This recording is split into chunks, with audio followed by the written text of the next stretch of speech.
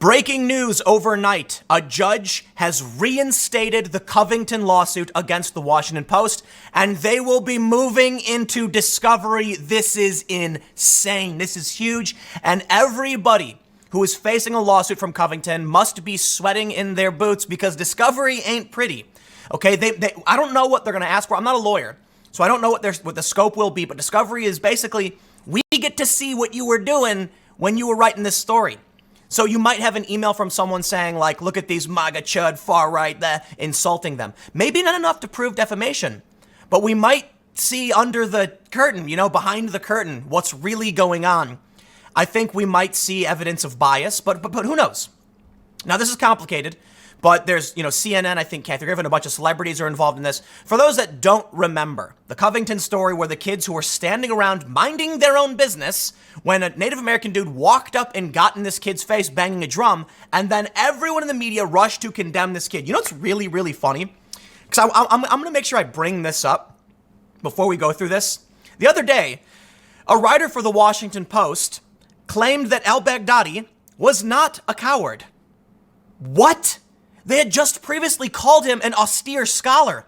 Think about this for 1 second as we move into this. There's a lot to talk about. They called this kid the worst things in the book. They insulted, they made definitive statements of fact about what he did that were lies. They're being sued over it. Okay, I have to preface that with what I believe was incorrect information because we're in murky legal territory. I don't want to get sued either. But the accusation is they published false information. And I'll show you why I believe that to be the case. Yet, when it comes to Baghdadi, they can't give Trump one good day. They say he's an austere religious scholar and he was certainly not a coward. Are you nuts? What is wrong with these people? Now, here's what's so crazy about the Covington story. The initial dismissal of look, I think I know why the judge reinstated this, but I've got to read this to give you the context. It's really interesting. So the judge initially dismisses 33 claims, saying, guess what? They're opinions. That's right. Saying it's an opinion piece. And so we'll get into why I think he's flipped on this. But when you actually read the story, and I have the archive pulled up, at least what I believe to be the original archive, no, they make some definitive statements of fact without knowing the details. And the videos were available. They did no journalism here. This is the big problem today. And this is huge, okay? Everybody down the line, they're probably worried now because discovery is coming for you too. If a judge is going to uphold this, guess who's next? So here's the thing. What I really want to talk about is the reason and the really, really bad news for journalism if the judge dismissed this and why he has to allow it to move forward. But I'm going to read the story first so I can give you the context. Before we get started, head over to timcast.com/donate if you'd like to support my work. There's a PayPal option, crypto, physical address. You know how it works. But more importantly, share this video. I now have more evidence that YouTube is actively throttling much of my content on both channels. It's hard to know for sure, right? Because I've said before, sometimes they prop it up, and they do. Usually they throttle. And now we have evidence, so we'll see what happens. But in the end, if you think this story is important and you want to help me highlight the fake news and the lies they're pushing, please consider sharing this video. Everybody who watched this video shared it. It'd be 1 million views, okay? Let's read the story from The Hill. They say, a federal judge has reinstated part of a lawsuit against the Washington Post alleging that the newspaper defamed a Kentucky teen in its coverage of an encounter between high school students and a Native American activist. Judge William O. Bertelsmann on Monday ruled that the case could enter the discovery phase and that a small part of the initial lawsuit could proceed. The decision came just months after Bertelsmann dismissed the case on grounds that the Post's reporting on the matter was protected by the First Amendment. Yes, but why it was protected is interesting. He claimed their fact-based story was actually opinion. Very, very interesting. We'll get into this.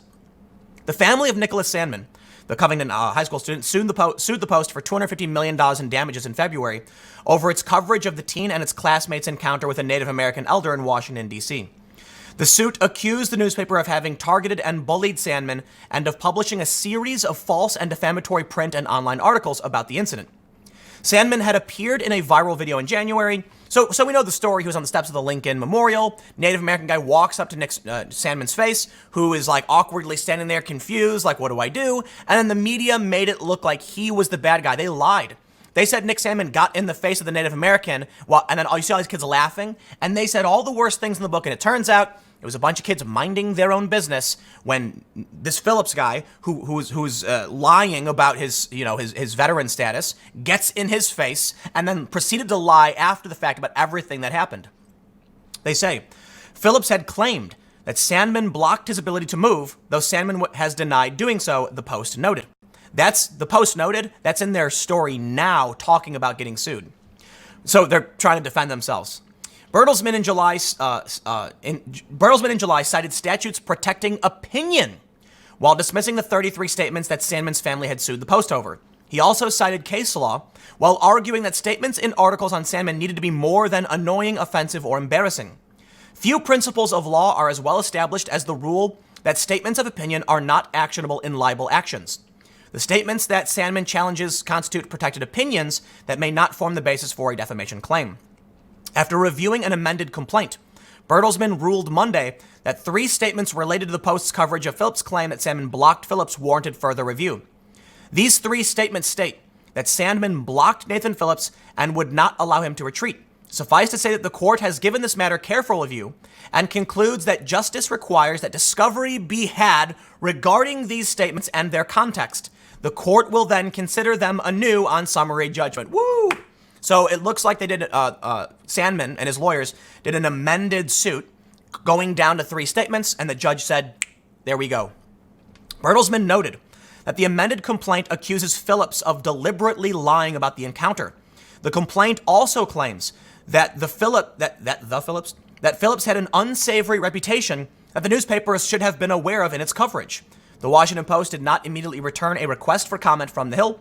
Lawsuits by Sandmann's legal team against NBC and CNN are still pending. So here's what we have right now. The Covington kids lawsuit they've gained some experience. They've seen what gets through and what they can actually go on.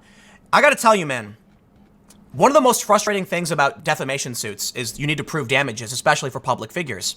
And that makes the political world a nightmare.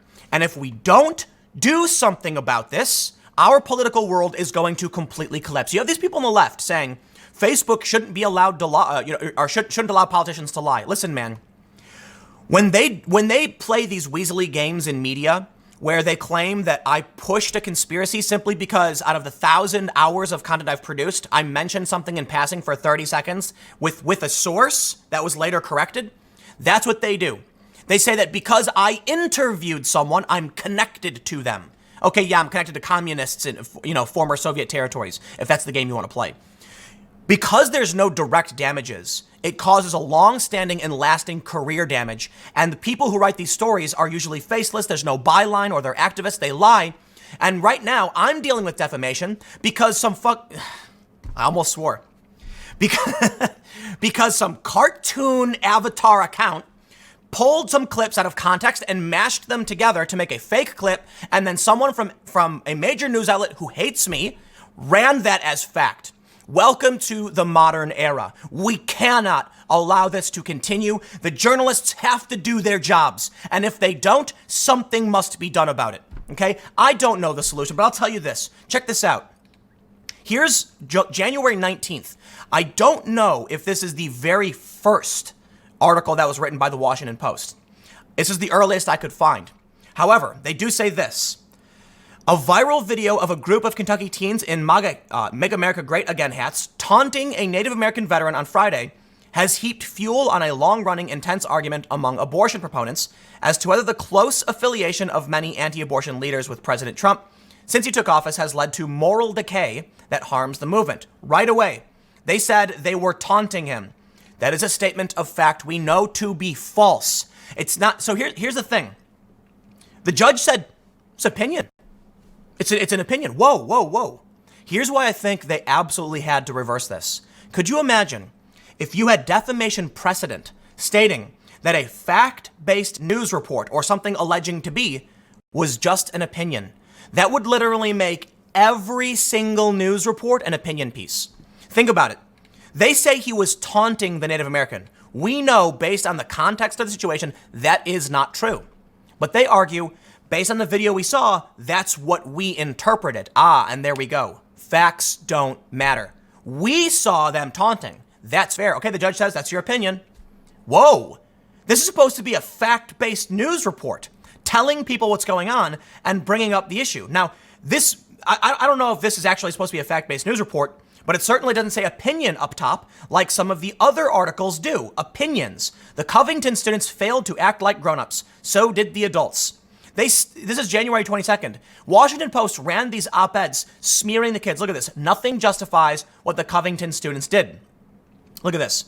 He says, I watched a 1 hour, 46-minute video posted by one of the members of the Hebrew Israelites. It shows during and after the infamous encounter, yada, yada, yada. Basically, I don't know if they're suing for the opinion pieces. I think they may have been, and that's maybe what got taken down. But in the original article, they make reference to being blocked, citing Phillips. They say, let me see if I can pull it up. A few of the young people chanted, build that wall, the man said, adding that a teen shown smirking at him in the video was blocking him from moving. And that's one of the claims they're allowing to move forward, which is interesting because they're just quoting somebody. So we got a big journalistic mess right now. All of this bad reporting about Covington still exists. They never took some of this stuff down. There are some stories still to this day have not been corrected. And to me, it's mind-blowing because you're about to be sued for a lot of money. And the judge just reinstated this. The kids did not block them from moving. If anything, Nathan Phillips was blocking the kids from moving. They never chanted, build that wall. Many people definitively said they did. The story, for the most part, we have here goes and talks about, abortion rights and stuff like that. So I don't know if this is the original video. The original article. There is another, I believe this is the updated version of the article. From January 20th, they updated it. And here's the funny thing. Here's the correction they added. An earlier version of this article inaccurately described the statement of Catholic officials from Covington, Kentucky. Their statement condemned the teens' actions towards Native Americans in general, but did not apologize for those actions. That's the correction they put in. Well, you're being sued now. There are a ton of outlets. Check this one out. The MAGA hat-wearing teens who taunted a Native American elder could be expelled. Really? I wonder if BuzzFeed is going to be in trouble. They're definitively saying the kids were taunting him. And here's where we get into really dangerous journalistic territory. The kids were not taunting anybody. By any reasonable view of what happened, here's what we know. The kids were just singing songs and cheering for their school. The Native American, Nathan Phillips, walked up to them and they were cheering along, thinking he was drumming with them. That's what they've said, and that's what appears to be the case when you watch the video. The kids didn't really seem to care at all about the Native American guy, and according to Sandman, I believe, he said he didn't know what to do or what was going on. So based on the context, we know they weren't taunting them. So why then can BuzzFeed still make a statement of fact? Taunting means something, right? Like if you were there and I started going like, yelling at you, right, that's what taunting is. But if these kids in the greater context were singing on their own and Phillips walked up to them, how could you factually state they were taunting somebody? You can't. However, based on their personal opinion on what was happening, they believe it is true that they were taunting him. Well, that's not true. And this is where things get really, really challenging. If you watch only that small clip, a reasonable person might say they were taunting the Native American. And maybe that's what they're basing this off of. But that's false. If you do actual journalistic work, you discover they were singing first. Then the dude walks up, okay? They're not taunting him. They thought he was drumming with them. In context then, the fact remains the kids were likely not, but likely is the key word. We don't know their frame of mind, in which case BuzzFeed is probably protected because this is not fact-based news reporting. It is very, very difficult for people to discern the difference between a fact and an opinion. This is an opinion, and it's not labeled as one. Because the fact-based reporting would be Native American video showing Native American and MAGA hat-wearing teen sparks controversy. That's a fact. Saying that the teens who taunted the elder could be expelled, that's an opinion, and BuzzFeed reports it as fact. And until we have organizations that are willing to address these, like differences in opinions, well, we don't have real news. So check this out. Going back to this is one of the original stories. I don't know if it was the original. I'll make sure that's clear. They say, I don't even know what the title to this story is. They say a viral video of Kentucky teens in MAGA hats taunting a Native American veteran. Full stop. That's an opinion.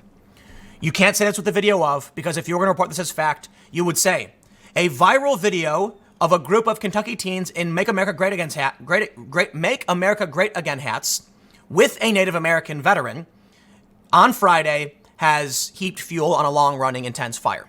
But even saying it heaped fuel on a fire is also an opinion. So this may be in their opinion sections. It's called Acts of Faith. I guess the column. I'm not entirely sure. This may be why the case was dismissed in the first place, because most of the reporting was opinion. But here's the problem. I'll end with this because I want to just keep repeating. I don't want to keep repeating myself. The opinion stories say opinions. Here we go. Opinions. Okay, fine. If you want to get your story wrong in an opinion column, I get it. That's dangerous, but I get it. You're allowed to have your opinion. I'm certainly wrong a lot too, and I understand there's problems and it's dangerous, but I try my best to use verified sources. However, this one says acts of faith. I don't know what that is. I'm to assume this is legit, but it's an opinion. BuzzFeed, in my opinion, is much, much worse because this title is egregious. This is an op-ed masquerading as fact, and BuzzFeed, you should change. Like, how do you still have this up? They do have an update. A new video later emerged with more context about the incident, which was more confusing than the viral clips made it seem.